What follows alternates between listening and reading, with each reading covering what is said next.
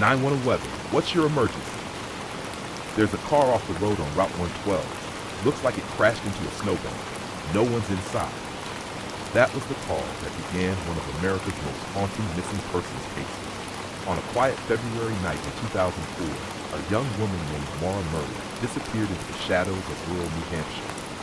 One moment, she was standing next to her wrecked Saturn. The next, vanished. No footprints, no blood, no signs of struggle.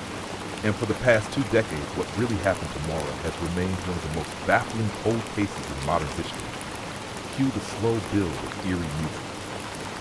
Fade into a snowy mountain road, trees looming like silent watchers. The headlights of Maura's car flicker behind a crooked tree. It's a scene frozen in time.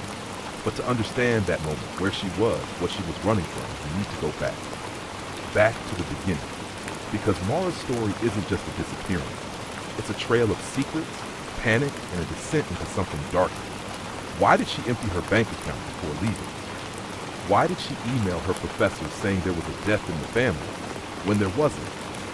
And why did she pack her dorm room like she was never coming back? Let's rewind 72 hours to the moment this entire mystery started unraveling. Maura was a 21-year-old nursing student at the University of Massachusetts Amherst. She was smart, athletic, and seemingly had a bright future ahead. But in the days leading up to her disappearance, something changed. It started on the night of February 5th, 2004. Maura was working a security shift at her campus job. Around 10:30 p.m., she received a phone call. No one knows who was on the other end. But when she hung up, Maura broke down in tears. Her supervisor described her as being completely distraught, almost in a trance. When asked what was wrong, she simply said, "My sister." But here's the twist. Her sister said they hadn't spoken that night. Then on Sunday, February 8th, Maura began to make a series of strange decisions. She emailed her professor saying she'd be gone for a week due to a death in the family. But no one had died. She withdrew almost all the money in her bank account, about $280. She packed up her dorm room into boxes, removing all decorations, and she printed directions to Burlington, Vermont. That Monday morning, she left campus and hit the road. She didn't tell friends, her boyfriend, or even her family. Her phone records would later show that she called a number linked to a reservation service in Vermont. Where was she planning to go? And more importantly, why?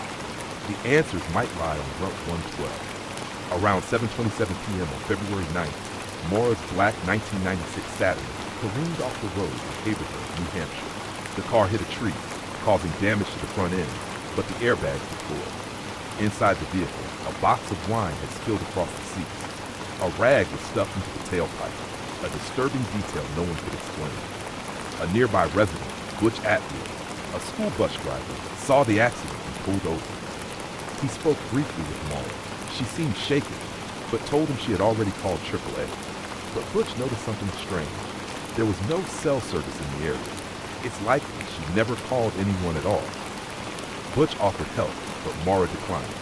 He drove off and called the police from home. By the time officers arrived at the scene, just 7 to 10 minutes later, Maura was gone. Her keys, wallet, and phone were never found. There were no footprints in the snow leading into the woods. No signs of struggle. It was as if she had simply evaporated. What happened in those few minutes between Butch leaving and the police arriving? Did someone pick her up? Did she flee into the woods to escape something or someone? Or was she trying to disappear? These questions would haunt investigators for years. In the days following Maura's disappearance, internet sleuths and amateur investigators became obsessed with the case. But even back then, some of Maura's digital footprints seemed unsettling. Before leaving UMass, Maura searched for directions to the White Mountains and nearby lodges. She also reportedly looked up how to rent a cabin and for information about alcohol-related crashes. Was she trying to escape something? Or planning something darker? Her cell phone pinged a nearby tower around 7 p.m. the night of the crash. But after that, radio silent. No activity on her credit cards, bank account, or email. It was like she ceased to exist. Even more disturbing, 2 years after her disappearance, a homeowner just a few miles from the crash site claimed to have seen a young woman matching Maura's description running through the woods at night. Dogs were brought in. Cadaver dogs allegedly hid on a scent in the house's basement, but no search warrant was ever executed. Why? And what were authorities hiding? The deeper people dug, the more theories began to swirl. Theory number one, Maura was running away. Some believe she was overwhelmed. School pressure, relationship problems, maybe legal trouble from a prior car crash she had days earlier. That theory suggests she staged her disappearance to start a new life. But with no money, no ID, and no confirmed sightings since, could she really stay hidden this long? Theory number two, foul play.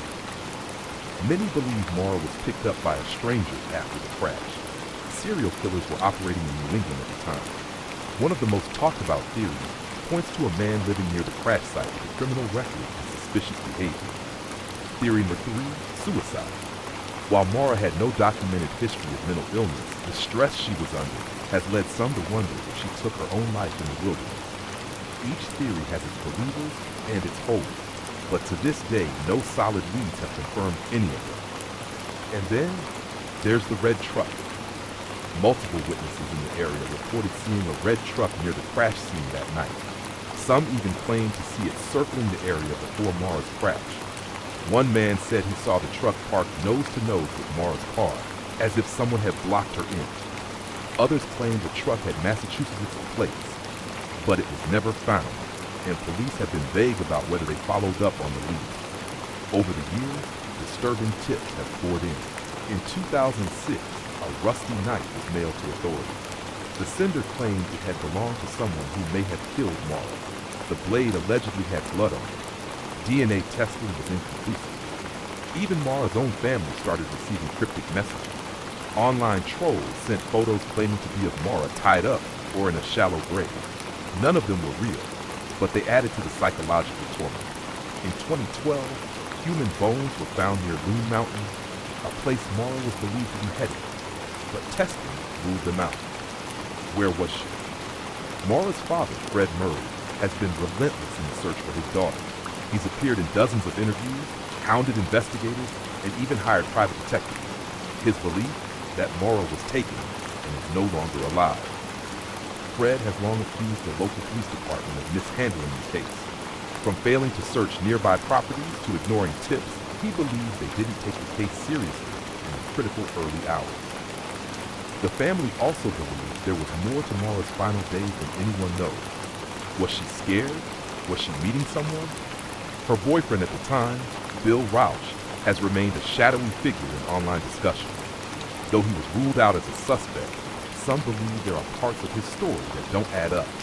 Despite public pressure and national media coverage, the case has remained cold. But the Murray family has never stopped searching. As of today, it's been over 20 years since Maura vanished. Her case has sparked books, documentaries, podcasts, and one of the first massive online true crime communities. But there's still no answer. Each anniversary brings new hope and new frustration. In 2021, police claimed they had new leads, but nothing came of it. The dirt from Route 112 has been searched over and over again, but no Maura. In one of her last emails before leaving, Maura told a professor, "I'll be out of town for a few days." A few days turned into decades. So what really happened to Maura Murray? Did she run from her life only to run into someone far more dangerous? Did she simply vanish into the snowy dark? Or is she out there still, watching as the world keeps asking questions? Cold Case Vault will keep digging, because someone, somewhere, knows the truth.